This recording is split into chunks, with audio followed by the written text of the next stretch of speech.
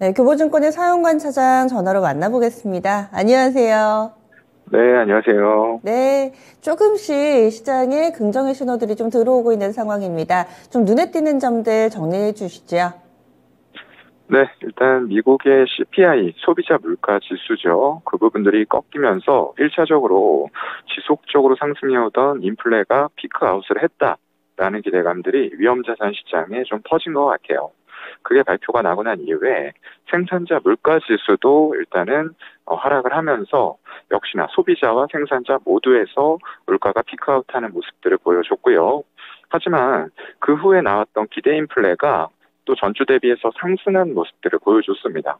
하지만 이런 부분들은 CPI와 PPI를 확인한 이후에 후반영이 좀 되는 부분들이기 때문에 최근에 나왔던 지금 2주 후에 지금 기대 인플레를 보게 되면은 2주 전 대비해서 하락한 모습들이 나왔어요. 그러면서 4.9%로 역시나 소비자 물가 지수와 생산자 물가 지수가 꺾이면서 소비자들의 기대 인플레 심리도 같이 꺾이고 있다라는 부분이 반증이 좀 되고 있는 그런 상황입니다.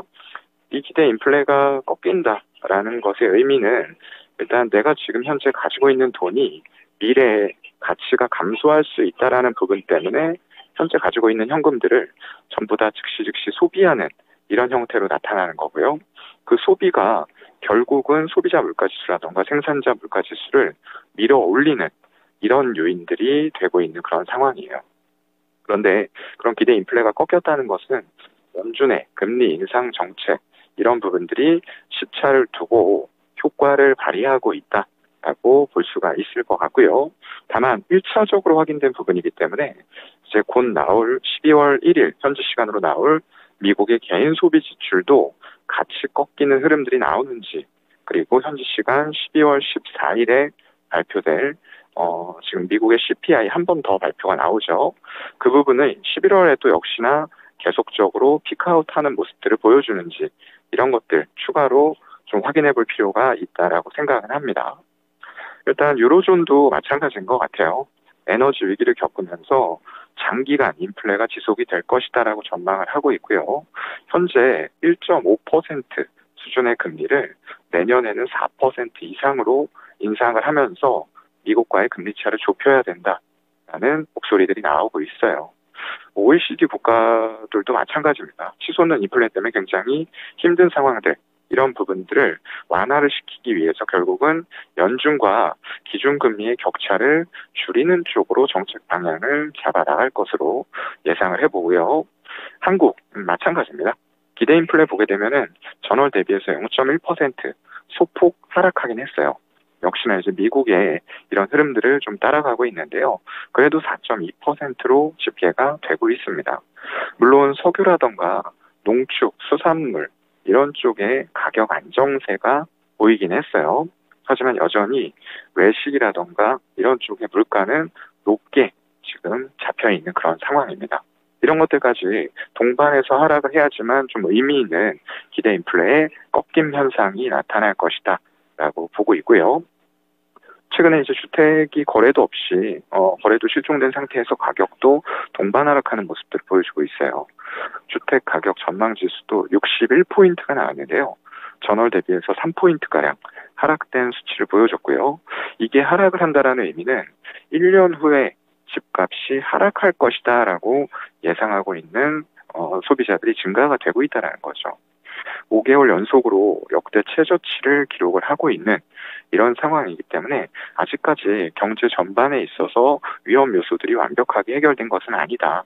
다만 그래도 인플레의 1차적인 피크아웃 흐름은 확인이 됐다라고 보시면 될 것 같습니다. 11월에는 일단 FOMC 의사록이 공개가 또 되는데요.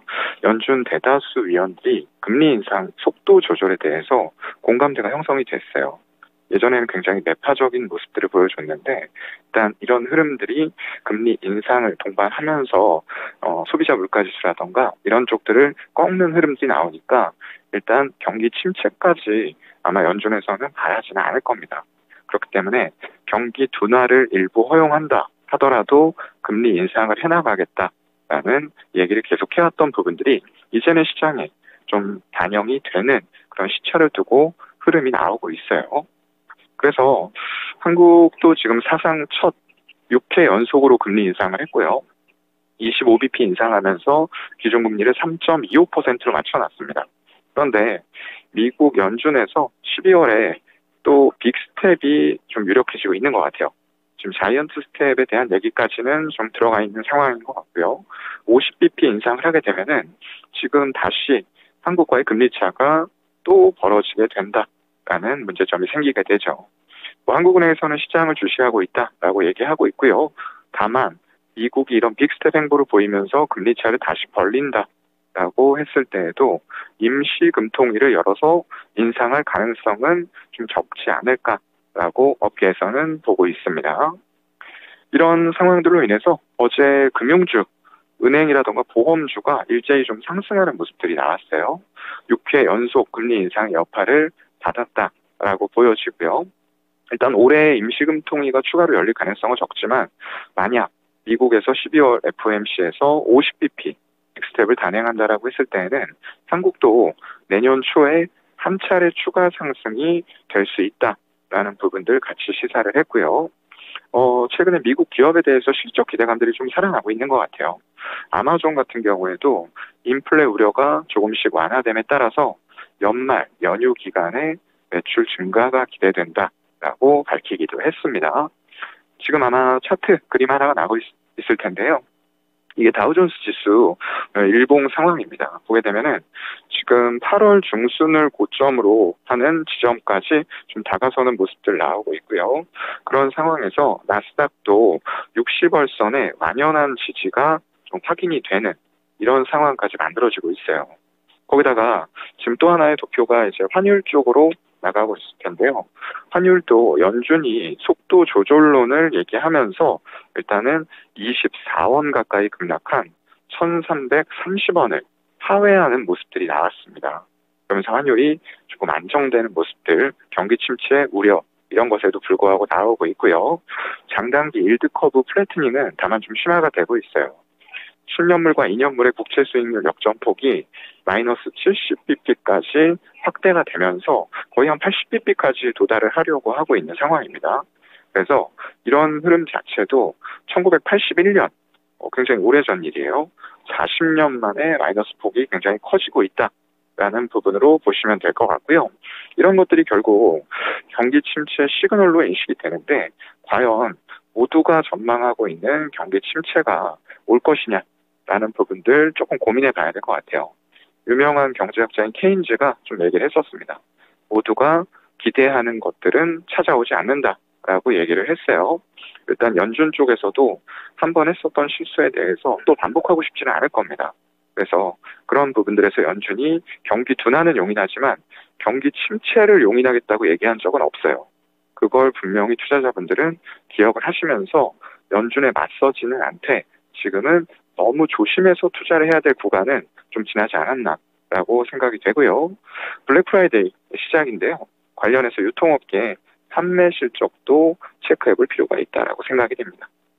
방어에서 이제는 약간은 좀 공격적인 기조까지도 넘어가도 되지 않을까. 너무 방어만 하다가 기회를 놓치는 것에 대한 우려를 또 함께 드러내 주셨는데 그렇다면 오늘장 놓쳐서는 안 될 시그널 어떤 게 있을까요?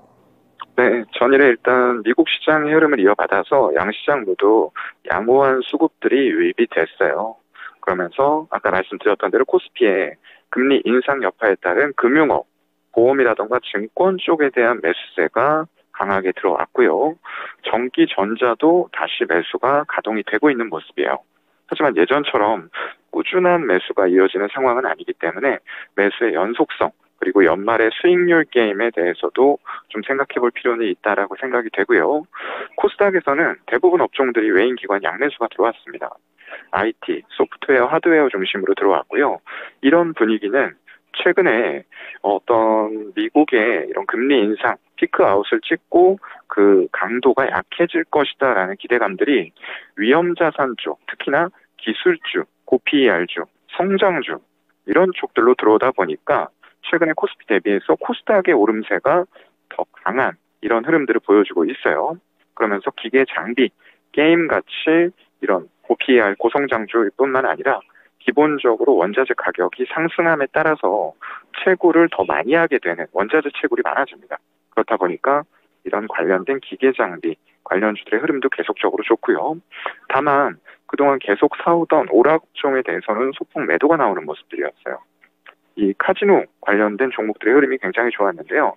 일단 어느 정도 매물대 벽까지 올라오면서 차익 실현을 하는 이런 모습들이 좀 나타났고요.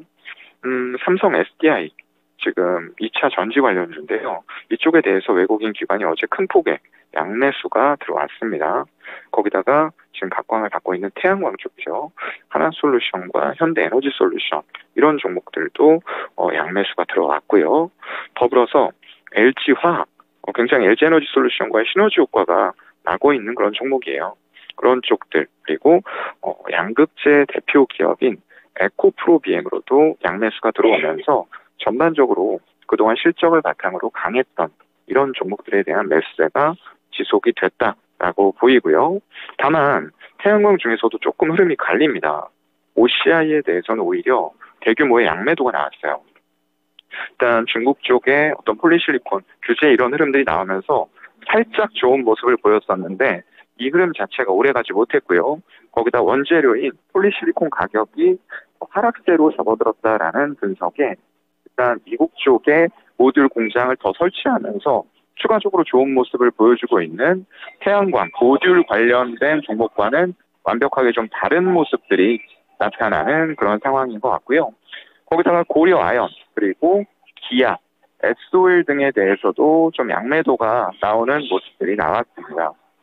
삼성전자 같은 경우에는 21선을 견조하게 지지를 하고 있어요. 그러한 속에서 외국인들의 매수가 재유입이 되는 모습이 나타났고요. SK하이닉스는 상대적으로 삼성전자 대비해서는 주가 탄력이 좀 좋지 않은 것으로 보입니다. 그래서 지금 반도체 업황이나 시황이 사실상 좋지 않아요. 그런 가운데에서도 외국인들의 매수가 그나마 좀 이어지고 있는 반도체 쪽으로 집중을 한다라고 했을 때에는 SK하이닉스보다는 삼성전자 쪽에 집중을 하는 것이 더 낫겠다라는 말씀을 드리고 싶습니다. 일단 사우디 관련된 테마의 주가 추이 지금 차트가 나가고 있을 텐데요. 이런 흐름들이 있어요. 일단 많이 좀 그동안의 기대감으로 좀 선반영을 했던 것 같아요. 그러면서 많이 올라왔는데 과연 이런 흐름들이 계속 지속이 될 수 있을 것인가 이런 부분을 우리가 조금 고민해 볼 필요는 있을 것 같아요. 아무래도 이게 완벽한 최종 계약을 체결한 것이 아니고요. 중간에 MOU라는 형태의 계약을 체결한 것이기 때문에 사실상 이게 실제 수주로 100% 또는 그 이상으로 완벽하게 이어진다라고 보기에는 좀 무리가 있다라고 생각이 됩니다. 그래서 사우디가 최근에 투자 행보 굉장히 급증한 국부를 바탕으로 해서 이어나가고 있어요. 그런데 카카오 엔터 쪽으로도 지금 8천억을 투자하겠다라는 소식이 또 들려왔습니다. 이런 흐름들이 미디어 엔터주를 조금 상승세로 만들어 놓고 있는데요. 이거에 대해서는 물론 중국 최근 한알령 해제 기대감도 같이 좀 반영이 되긴 했지만 일단 아직까지는 투자 검토를 하고 있다 정도로 봐야 되기 때문에 너무 이런 것들에 대해서 민감하게 반응하고 오른 상태에서 좀 쫓아가는 행보는 조금은 지양을 해야 될 것 같습니다. 네, 알겠습니다. 그래서 이렇게 사우디 관련된 종목군들도 테마 체크를 해봤는데 이런 부분들 감안해서 오늘 투자 전략 좀 세워봐야 되겠네요. 말씀 고맙습니다. 네, 고맙습니다. 네. 지금까지 교보증권의 사용관 차장이었습니다. 마켓 시그널에서 전략을 좀 세워봤는데요. 일단 양매수가 들어오는 쪽, 친환경 쪽에 이 삼성 SDI를 비롯한 2차전지 그리고 또 이 태양광 쪽도 양매수가 들어왔다라는 부분들 체크가 됐습니다. 그리고 이 네옴시티 관련돼서 사우디아라비아 관련된 모멘텀 가지고 있는 종목은 약간 좀 조심하자라는 취지의 그런 이야기도 있었네요. 지금까지 마켓 시그널이었습니다.